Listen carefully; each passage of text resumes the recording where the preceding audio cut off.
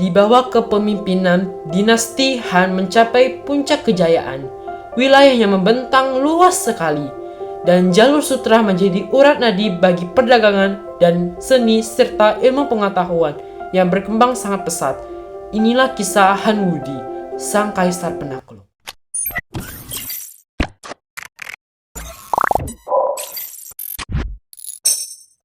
Hai, nama aku Marcelino Octavianus. Hari ini aku akan membahas tentang seorang kaisar yang berasal dari dinasti Han, yaitu Han Wudi. Han Wudi lahir dengan nama lain Liu Chen pada tahun 156 sebelum Masehi. Ia adalah putra dari Kaisar Han Jinding dan pemaisuri Wang Xing. Sejak kecil, ia dikenal cerdas dan pemberani. Kabarnya, dia bisa membaca puisi di usia 3 tahun loh. Wah, hebat sekali ya. Saat berusia 7 tahun, ia dianugerahkan gelar pangeran di usia 16 tahun. Ia pun diwariskan tahta dan menjadi kaisar ke-7 dinasti Han. Di awal pemerintahannya, Kaisar Wudi menghadapi banyak tantangan.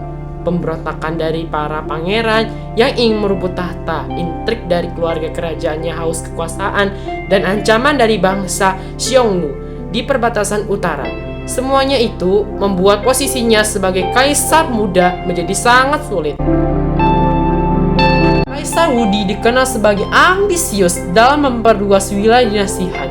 Ia berhasil menaklukkan daerah-daerah seperti di Korea dan Vietnam Utara, serta memperluas pengaruh Tiongkok hingga ke Asia Tengah.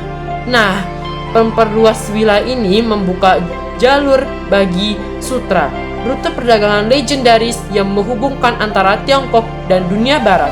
Melalui jalur ini, dengan sutra Tiongkok yang berharga bisa mencapai Eropa, serta Tiongkok mendapatkan kuda-kuda tangguh dari Asia Tengah. Seni dan budaya di era Han Wudi.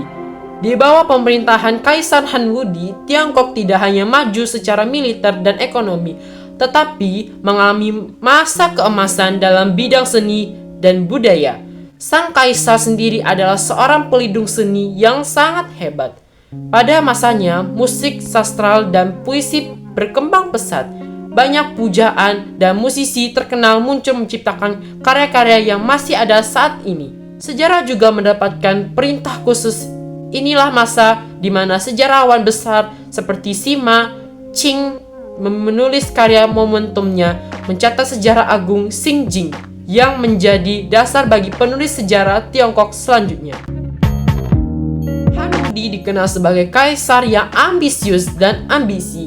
Ini memerlukan dana besar untuk membiayai perluasan wilayah yang masif dan peperangan melawan Xiongnu. Ia menerapkan beberapa kebijakan ekonomi yang kontroversi, monopoli garam dan besi.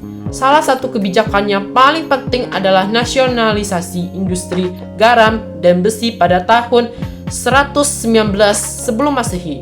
Sebelum itu, diproduksilah garam dan besi. Dengan mengambil ahli industri ini, pemerintahan Han Wudi memegang kendali penuh atas sumber daya vital ini dan mendapatkan keuntungan yang sangat besar.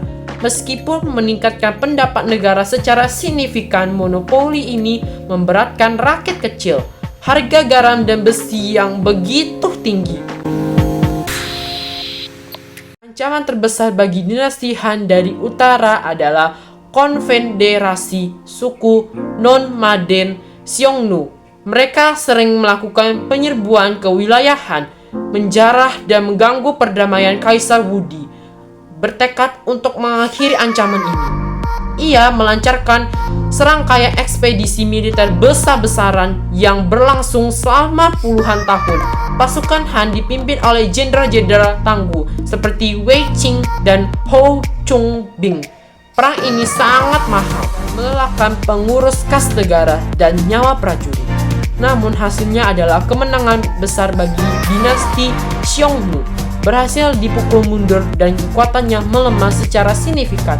Bahkan terpecah menjadi beberapa faksi. Kemenangan ini memenangkan perbatasan utara Tiongkok dan membuka jalan bagi perluasan pengaruhan ke Asia Tengah melalui jalur sutra. Meskipun membawa kemenangan, stabilisasi jangka panjang, kebijakan monopoli, dan perang berkepanjangan ini menunjukkan sisi lain dari pemerintahan Han Wudi yang ambisius dan terkadang kejam demi mencapai tujuannya. Jadi guys ya, kesimpulannya, pencapaian Han Wudi yang luar biasa seperti memperluas dinasti Han, membuka jalur sutra, dan memajukan seni budaya Tiongkok. Jangan lupa sebutkan juga sisi kontroversial seperti kebijakan monopoli dan perang melawan Xiongnu. Berakhir tekanan bahwa Han Wudi tetap dikenal sebagai salah satu kaisar terbesar dalam sejarah Tiongkok yang membawa negaranya ke puncak kejayaannya.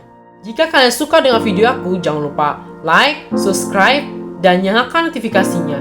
Oh iya, silakan kalian tinggalkan pendapat kaliannya di bawah kolom komentar. Sampai bertemu lagi di episode-episode yang akan mendatang.